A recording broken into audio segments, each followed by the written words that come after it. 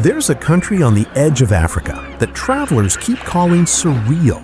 A place where the desert meets the ocean, where medieval cities have no cars, and where a mosque's minaret rises taller than a 20-story building right next to the Atlantic. It's not Dubai, it's not Egypt, it's Morocco. And by the end of this video, you're going to understand why so many people say it doesn't feel like a real place at all.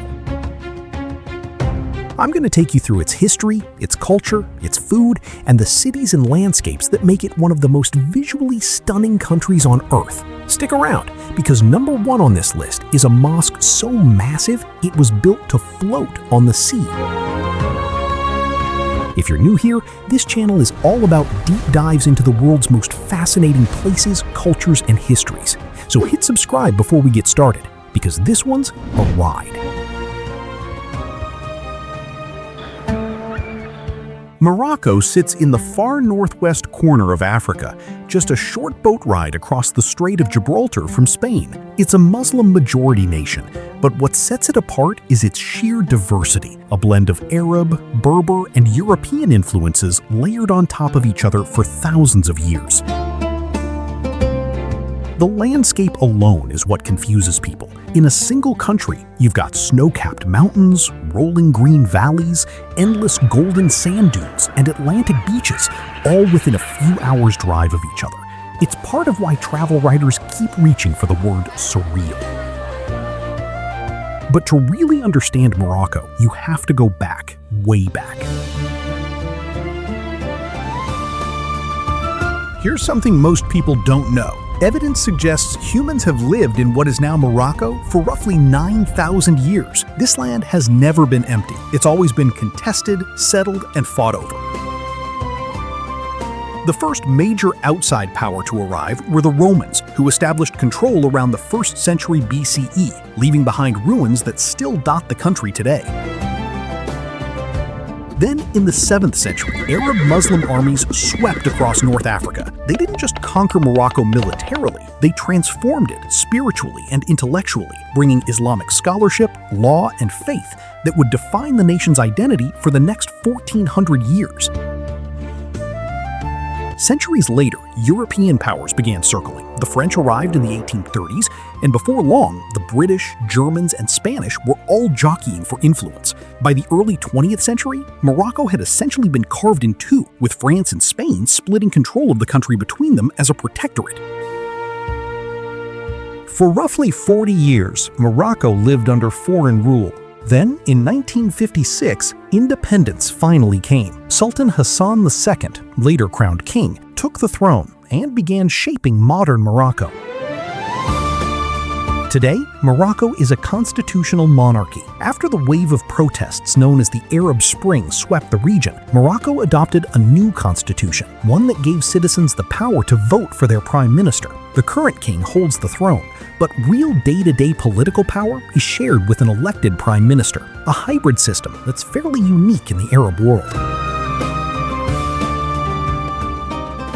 So, who actually lives here? Morocco covers about 446,550 square kilometers, roughly the size of California, and is home to nearly 38 million people. About 65% of the population is of Arab descent, while the rest trace their roots to Roman, French, German, Spanish, and British ancestry, a direct legacy of all those centuries of conquest and migration.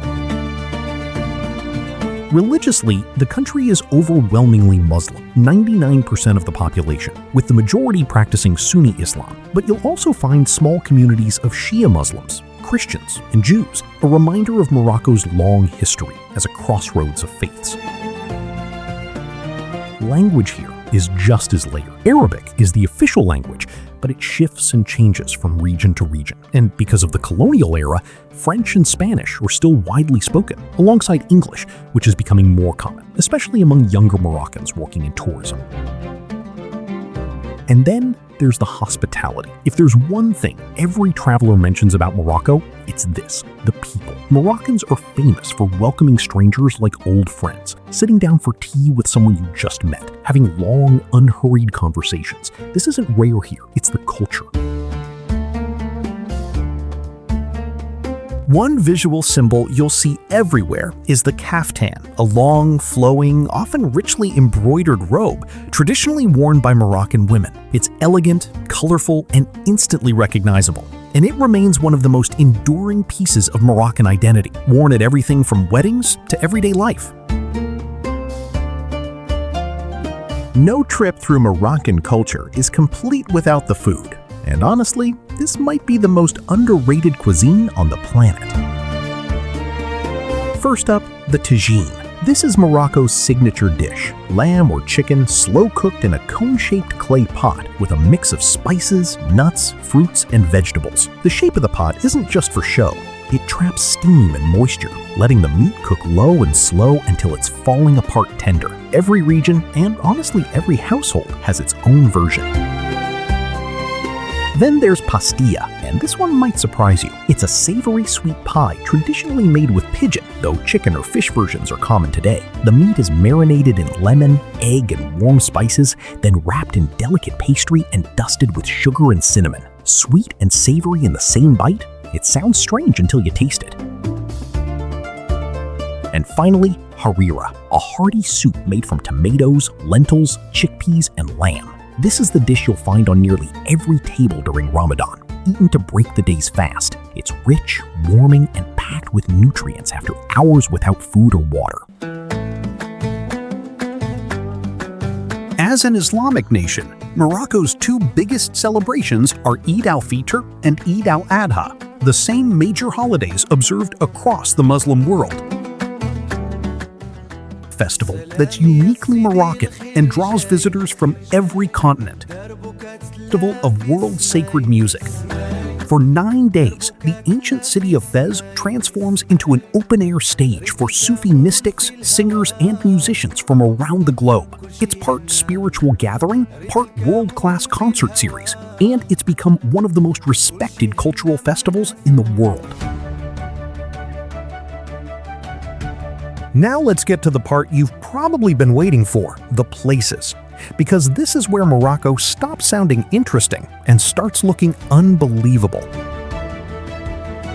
Meknes, one of Morocco's 4 imperial cities. Its biggest landmark is Bab Mansour, a massive arched gate built in 1732, considered one of the most beautiful gateways in all of North Africa. Lagzira Beach, found along the Atlantic coast, famous for its natural red stone arches rising straight out of the sea. At sunset, when the light hits those red cliffs, it genuinely looks unreal, which is exactly why photographers travel across the world just to catch it. The Atlas Mountains. Stretching up to 13,000 feet, these mountains hold green valleys, blue lakes, and snow-capped peaks, all within reach of the coast. At their base sits Agadir, a beach destination so striking it feels like a completely different country. The Sahara Desert, specifically the Ourg Chebi region, home to sand dunes stretching for over 100 kilometers. This is where most travelers do the classic Moroccan bucket list experience, riding a camel out to a Bedouin camp to watch the sun set over an ocean of sand.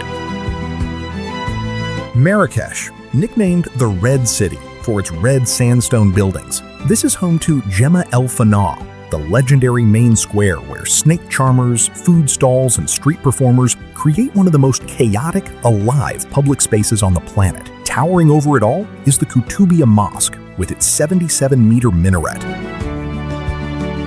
Tangier, the White City, perched on white limestone cliffs where the Strait of Gibraltar meets the Atlantic. This is also the birthplace of Ibn Battuta, one of history's most famous travelers, who explored more of the medieval world than almost anyone alive at the time.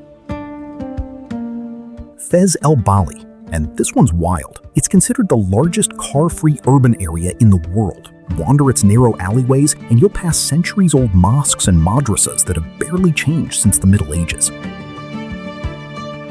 And finally, Casablanca, home to one of the largest man-made seaports on Earth, and to the Hassan II Mosque, a structure so massive and so close to the Atlantic that it appears to float on the water. It cost approximately 585 million euros to build, using granite, marble, and glass, and remains one of the most breathtaking religious structures on the planet.